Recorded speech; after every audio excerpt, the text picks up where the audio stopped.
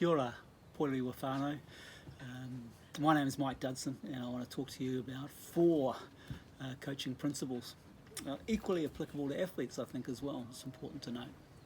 The first one, I suppose, is also a COVID thing. It's unite. It gets that connection between athlete and coach, which is so important.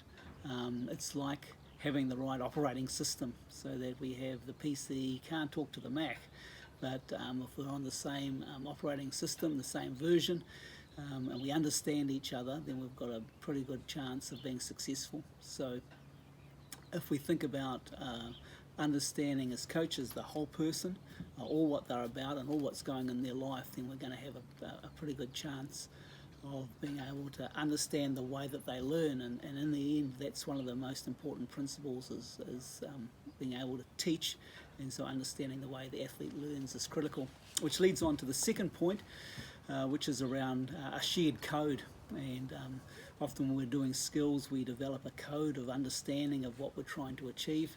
And we use words. Words, in fact, are really poor approximations because we've been on this world for 2 million years, and we were able to move before we could talk. It turns out that movements are learnt visually and through doing, so that's really important to note.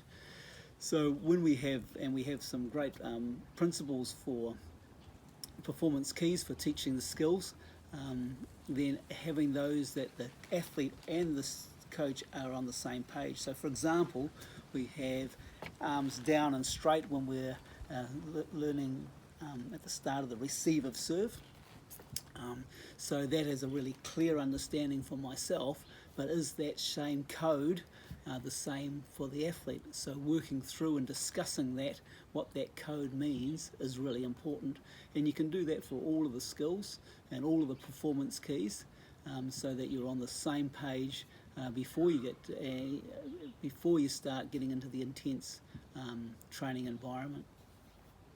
The third point is around experiences. So it's essentially we learn by doing.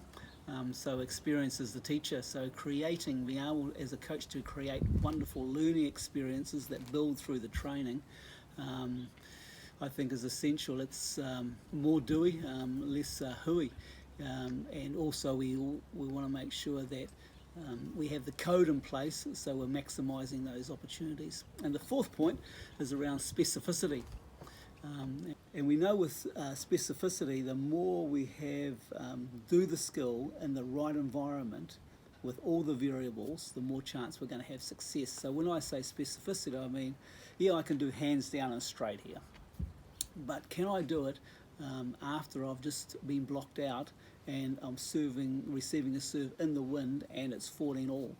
So the more we can create real situations to test those performance keys and have the real skill operating, the more chance we have of being successful when it comes to match time. So, they say Tuesday and Wednesday should look a lot like Saturday.